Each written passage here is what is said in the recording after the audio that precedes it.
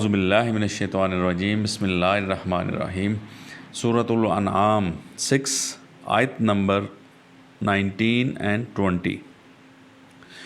قل ای شیء اکبر الشہادہ، کہہ دے کہ کون سی چیز ہے بڑی، اکبر سب سے بڑی، شہادہ گواہی، حاضر کے اعتبار سے، شہادہ شاہد ہوتا ہے حاضر گواہ، یعنی اللہ پاک کہہ رہا ہے کہ کہہ دو، اللہ پاک فرما رہے ہیں اپنے رسول سے کہہ دو کہ کون سی چیز ہے بڑی شہادت کے اعتبار سے، حاضر کے اعتبار سے، گواہی کے اعتبار سے۔ قل اللہ شہید بینی و بینکم، کہہ دے کہ اللہ ہی شاہد ہے، گواہ ہے، حاضر ہے میرے درمیان اور تمہارے درمیان، یعنی اللہ ہی کی ذات حی القیوم ہے، حاضر و ناظر ہے، ہر وقت ہمہ وقت اللہ تعالیٰ حاضر، وہی ہے زندہ قائم و دائم حی القیوم۔ ایک جگہ اللہ تعالیٰ نے فرمایا کہ انسان کے ساتھ اگر وہ ایک ہے تو دوسرا اللہ ہے، اگر دو ہیں تو تیسرا اللہ ہے، اگر تین ہے تو چوتھا اللہ ہے، یعنی اللہ تعالیٰ ہر ایک کے ساتھ، ہر لمحہ ہر ایک کے ساتھ ہے اللہ تعالیٰ۔ وَهُوَ مَعَكُمْ أَيْنَمَا كُنْتُمْ، تم جہاں کہیں بھی ہو وہ تمہارے ساتھ ہے۔ تو اللہ تعالیٰ ہی سب سے بڑی اللہ کی گواہی ہے، اللہ تعالیٰ ہی کی حاضر ہے، حاضر و ناظر ہے، موجود ہے اللہ تعالیٰ ہر لمحہ ہر وقت۔ وَأُوحِيَ إِلَيَّ هَٰذَا الْقُرْآنُ، اور وحی کیا گیا میری طرف، هَٰذَا الْقُرْآنُ، یہ قرآن۔ رسول صلی اللہ علیہ وسلم سے اللہ تعالیٰ کروا رہا ہے کہ وہ لوگوں کو بتا دو کہ یہ قرآن میری طرف وحی کیا گیا ہے، جبکہ ہمیں معاشرے میں اور چیزیں بھی بتائی جاتی ہیں، جی یہ بھی وحی ہوئی، یہ وحی خفی، یہ وحی جلی، یہ، جبکہ اللہ پاک نے کہہ دو کہ یہ قرآن میری طرف وحی کیا گیا ہے، رسول صلی اللہ علیہ وسلم کی طرف یہ قرآن پاک وحی کیا گیا ہے۔ وَأُوحِيَ إِلَيَّ هَٰذَا الْقُرْآنُ، اور میری طرف وحی کیا گیا یہ قرآن۔ کیوں وحی کیا گیا؟ لِأُنذِرَكُم بِهِ، تاکہ میں اس کے ذریعے سے وارن کروں، آگاہ کروں، ڈراؤں، اس کتاب کے ذریعے سے لوگوں کو آگاہ کر دو، وارن کر دو۔ وَمَن بَلَغَ، اور جہاں تک یہ پہنچے، جس تک پہنچے، اسی کا یہ ابلاغ ہم پر فرض ہے، رسول اکرم صلی اللہ علیہ وسلم نے بھی اسی کو پہنچایا ہے۔ اب دیکھیں نا، وہی اللہ کی طرف سے کیا چیز ہوئی کہ قرآن، اور انذار کرنے کے لیے، آگاہ کرنے کے لیے اس کے ذریعے، اس قرآن کے ذریعے، اور جہاں تک یہ پہنچے۔ تو سنت رسول کیا ہوئی؟ اس قرآن کو انذار کرنا، اس کے ذریعے لوگوں کو آگاہ کرنا، وارن کرنا، ڈرانا اور لوگوں تک پہنچانا، یہ سنت رسول ہے۔ اس قرآن سے ہی ہمیں اللہ کی سنت بھی ملے گی اور رسول صلی اللہ علیہ وسلم کی سنت بھی ملے گی۔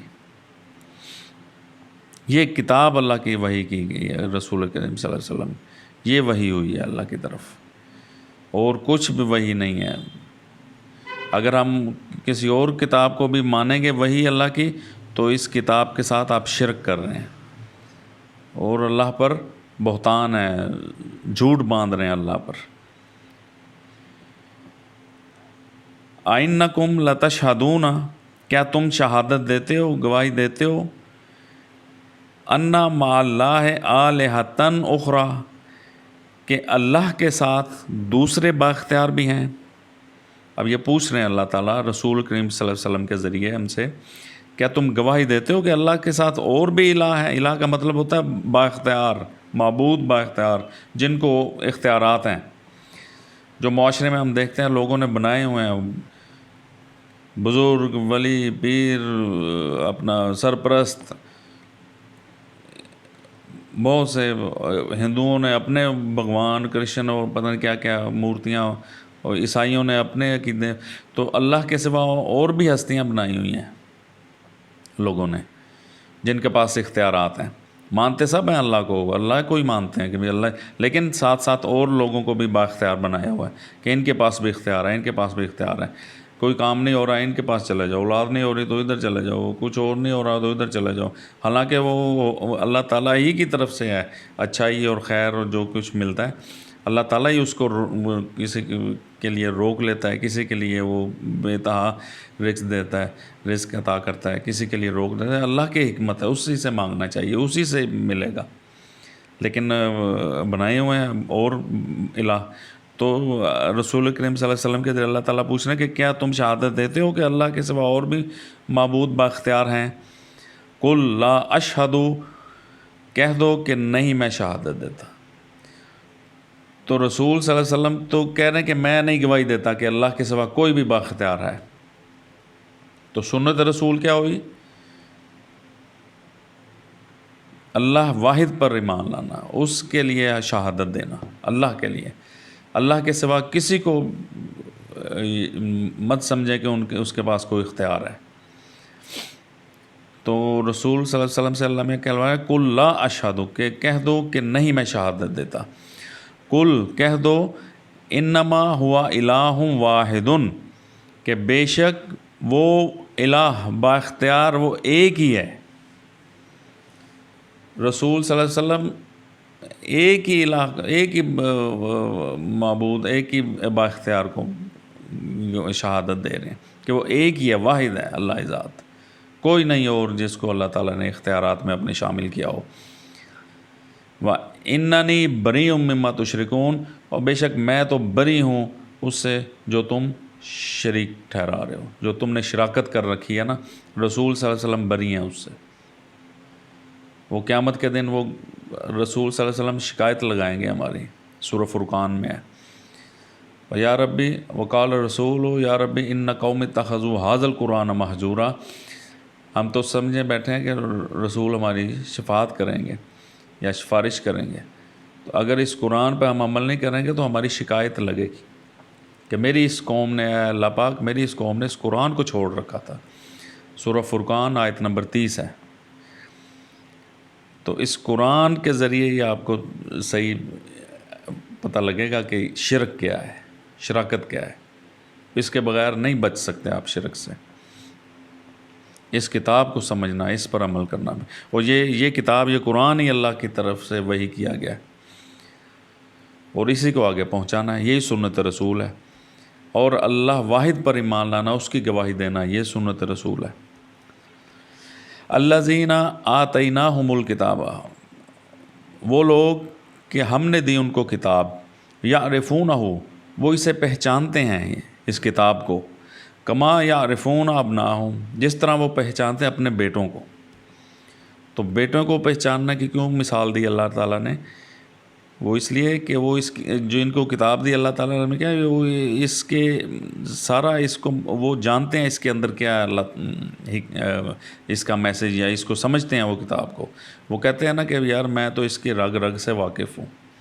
وہ بیٹے اس لیے کہا کہ بیٹوں کو پہچانتے ہیں، اس کی رگ رگ سے واقف ہے، قرآن پتہ ہے کہ اللہ میں کیا ہے، لیکن پھر بھی جن کے دلوں میں مرض ہے شرک کا، انہوں نے بنائی ہوئی اور ہستیاں، وہ انہی کو فالو کرتے ہیں، انہی سے لیتے ہیں۔ اس قرآن کو تو وہ پڑھ رہے ہیں بس صبح و شام تلاوت کے لیے، اور روکتے بھی ہیں لوگوں کو کہ اس پر غور نہ کرنا، اس کو سمجھنا کے لیے، بس اس کو تلاوت کرو ثواب کے لیے، اس کو ترجمے سے مت پڑھو۔ کچھ لوگ تو یہاں تک کہتے ہیں کہ تم گمراہ ہو جاؤ گے، توبہ نعوذ باللہ۔ ہاں، ان کے عقیدے کے مطابق بس وہ ان کو فالو کرتے ہیں تو وہ ٹھیک ہے۔ کیونکہ اللہ نے کیا ہے، جن کو ہم نے دیا کتاب وہ پہچانتے ہیں اسے جس طرح اپنے بیٹوں کو، اس کی رگ رگ سے واقف ہیں، اس کے اندر جو کچھ ہے اللہ تعالیٰ نے بیان کیا ہے اسے وہ جانتے ہیں۔ لیکن کیا ہے، الذین خسروا، ان لوگوں نے خسارے میں ڈالا، انفسہم، اپنے نفسیات کو، فہم لا یؤمنون، پس وہ نہیں ایمان لاتے۔ یعنی اس کتاب پر سمجھتے ہیں اس میں کیا ہے، لیکن اس پر ایمان نہیں لاتے، اس کی مانتے نہیں ہیں۔ قرآن کو تو مانتے ہیں لیکن قرآن کی نہیں مانتے، یہ اصل مرض ہے، مانتے کسی اور کی باتیں ہیں۔ تو شرک سے اگر بچنا ہے تو آپ کو اس کتاب کی طرف آنا پڑے گا، اس کتاب سے ہی اللہ تعالیٰ آپ کو ہدایت دے گا کہ شرک کیا ہے، کیسے بچنا ہے، اور اس سے کیا کیا اس کی صورتیں ہیں شرک کی، اور اس سے کس طرح ہم بچ سکتے ہیں۔ تو اس کتاب میں نجات ہے اللہ کی، یہ کتاب ہی ہماری جو ہے نا آخرت میں اللہ تعالیٰ نے اسی سے ہمارا حساب لینا ہے۔ اشرقت الارض بنور ربہا ووضع الکتاب، سورہ زمر میں اللہ تعالیٰ کہ جس دن جگمگا اٹھے گی زمین اپنے رب کے نور سے اور رکھی جائے گی کتاب، یہ کتاب، یہ قرآن، اسی سے ہمارا حساب ہونا ہے، اسی سے پوچھے گا اللہ تعالیٰ۔ تمام وجیہ بن نبیین، تمام انبیاء کو لائے جائیں، تمام نبیوں کو اللہ تعالیٰ نے یہ کتاب دی، اپنی واحد کتاب ہمیشہ سے۔ تو اس کتاب کی طرف آئیں، اس کتاب کے ساتھ شرک مت کریں، نہ اللہ کے ساتھ شرک کریں، اللہ کی عبادت و بندگی کریں، اسی کو الہ اور واحد اللہ کو ہی با اختیار مانا۔ صدق اللہ العظیم، جزاک اللہ خیر۔